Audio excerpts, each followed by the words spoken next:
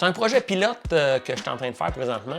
J'ai envie de faire des vidéos YouTube une fois par semaine, puis partager avec vous, avoir un beau petit moment. Peut-être que ça va durer 10 minutes, 12 minutes, 15 minutes, 20 minutes, je ne sais pas trop, mais on part ça. Pour l'instant, ça s'appelle Le mur de bois avec Dan.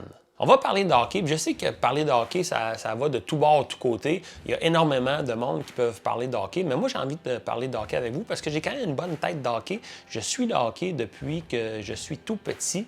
OK? Puis j'ai fait Patrice Lemieux depuis tellement d'années. J'ai côtoyé plein de joueurs de hockey. Je pense que si j'ai eu la chance, pas la chance. Je pense que si j'ai eu le talent de pouvoir faire Patrice Lemieux avec la petite coche qui fait que c'est aussi spécial, c'est que j'aime profondément le hockey puis je connais bien le hockey. Fait qu'avec vous aujourd'hui, OK, cet été, ça a été un été incroyable pour le Canadien. Écoute, premièrement, aller chercher Demidov 5e, on s'entend, je ne veux pas revenir là-dessus, c'est unanime que tout le monde on est vraiment extrêmement content de ça. Dernièrement, l'échange de Patrik Laine, c'est la même chose. Comment dire à quel point c'est du génie, Kent Hughes. Donc, ce que je vais faire aujourd'hui avec vous, moi, je vais me mouiller. J'ai envie qu'on puisse peut-être regarder cette vidéo-là au mois d'avril 2025 et dire « Hey Dan, t'étais dans le champ en tabarouette ou t'étais pas mal dessus. » Fait que j'ai envie d'y aller avec mes 6 meilleurs pointeurs. Pas les 6 meilleurs pointeurs. J'ai envie d'y aller avec les 6 meilleurs attaquants du Canadien et prédire leur nombre de points. Donc, je me lance à l'instant. En 2024-2025, je pense que Nick Suzuki fera 84 points. Je pense que Cole Caulfield fera 62 points, frôlera les 40 buts. Je vais lui donner 38-39 buts. Juraj Slafkovský, je le mets à 67 points. Patrik Laine, accrochez-vous, là, c'est osé, 75 points. Un genre de 40 buts, 35 passes. Kirby Dach, 51 points. Alex Newhook, je lui prédis 44 points.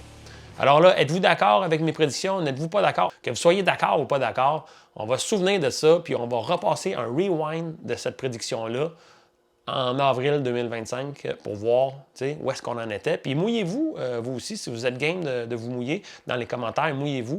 Puis en avril 2025, je vais sortir la hausse. On passe maintenant au deuxième bloc et oui, j'ai la chance d'avoir en entrevue Patrice Lemieux qui est en direct de son laptop.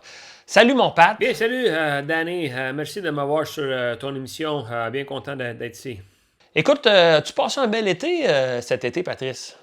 Bien, je pense que oui. Je pense que c'est une belle été, encore une fois, que j'ai déroulé sur le chemin estivalé.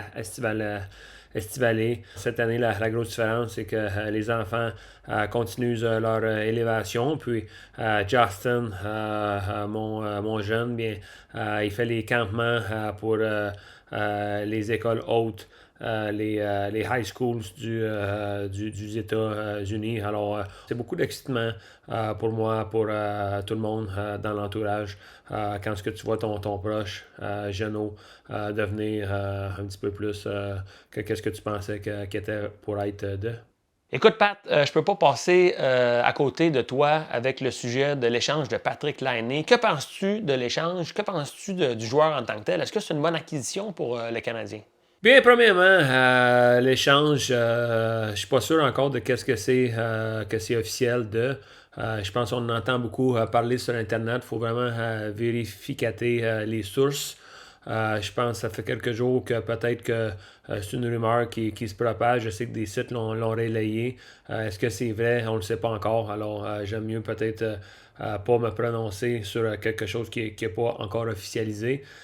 Mais si c'est le cas, je pense que c'est quelque chose de positif d'avoir mis la main sur un bonhomme comme lui.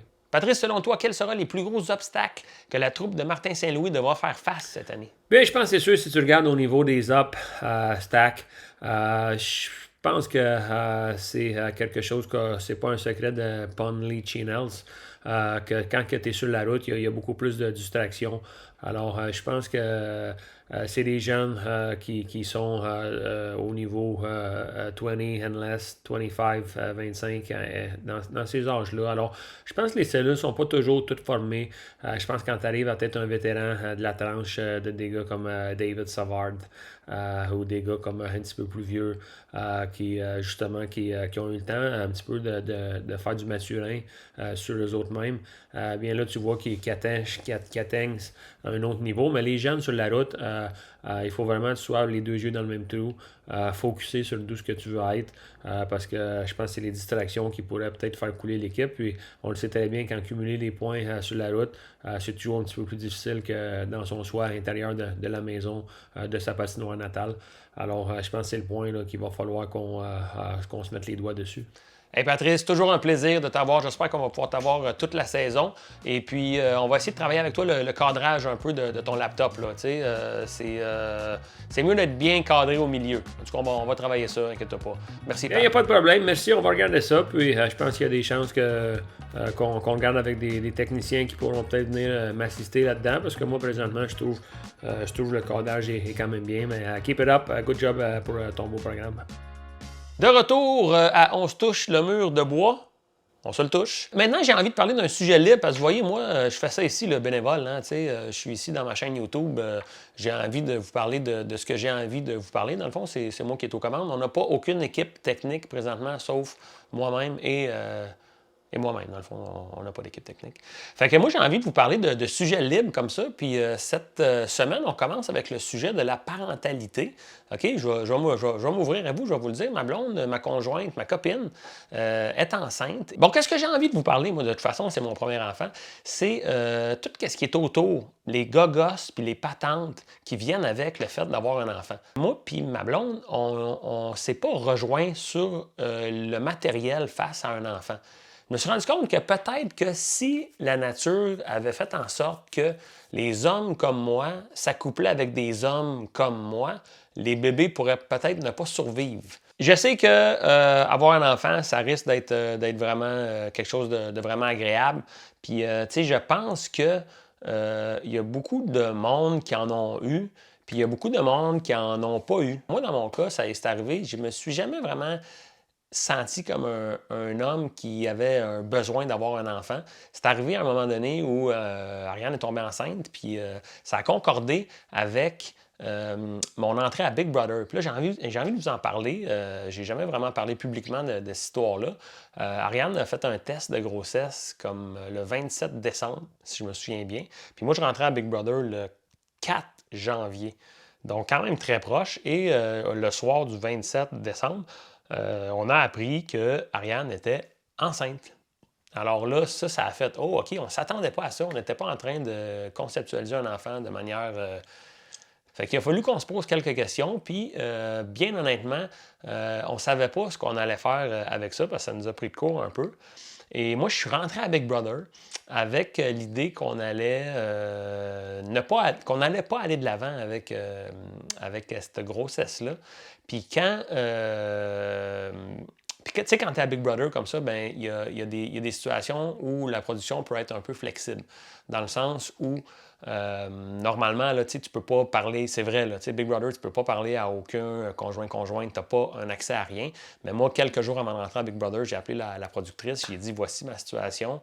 Il va falloir que j'aille une forme de communication avec ma blonde quelconque pour qu'on cimente cette décision-là. Puis moi, je voulais savoir la date aussi de l'avortement, tout ça. Puis qu'est-ce qui est arrivé, c'est qu'on m'a averti à l'intérieur de Big Brother de la date.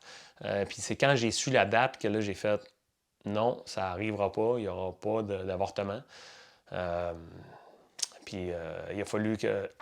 J'ai de l'émotion un peu quand j'en parle parce que c'est quand même spécial, tu sais, c'est des choses qui t'arrivent dans la vie. Tu penses pas que ça va t'arriver, là. Puis, ben moi, j'ai demandé à contacter Ariane pour... en fait, la production ne m'a pas laissé y parler. On a le droit de s'échanger des lettres. J'ai échangé quelques lettres avec Ariane pour y mentionner. C'était comme dans le temps de la guerre. C'était comme à la Première Guerre mondiale. J'étais comme au front à Big Brother, puis j'envoyais des lettres qui étaient lues par l'équipe de production de Big Brother pour être sûr que je ne demande pas d'informations. En tout cas, évidemment que je ne demandais pas à Ariane qui est-ce qui est en train de vouloir me sortir. T'sais.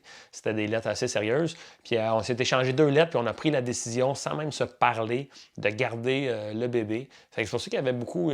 c'était comme chargé d'émotions, ce moment-là de ma vie. Puis en sortant de Big Brother, ben, je retrouve ma blonde qui est enceinte.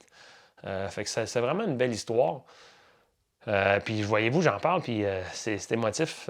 Il y a beaucoup d'émotions là-dedans. C'est-tu la fin de le premier épisode de Je me pogne la planche? On se touche la planche. C'est ça. Ça va être la fin du premier épisode de On se touche. On se touche la planche. À chaque fois que je dis on se touche la planche, on se touche. On se touche la planche. À chaque fois que je le dis, il faut que je touche. C'est comme un... On va voir combien de temps ça va durer. Imagine que ça dure tout le temps, qu'à chaque fois que je dis bonjour, bienvenue à On se touche la planche, je touche la planche. C'est niaiseux, mais ça peut être cool. Pour la semaine prochaine, évidemment qu'on va faire la même recette, dans le fond. Toujours un petit peu de hockey, parler d'actualité, un petit bid avec Pat Lemieux, puis un petit moment plus personnel, ou pas, ou drôle, ou sujet libre, c'est ça, sujet libre avec Dan Savoie. Abonnez-vous, mettez un petit like, partagez ma vidéo. Merci d'être sur ma chaîne. Salut!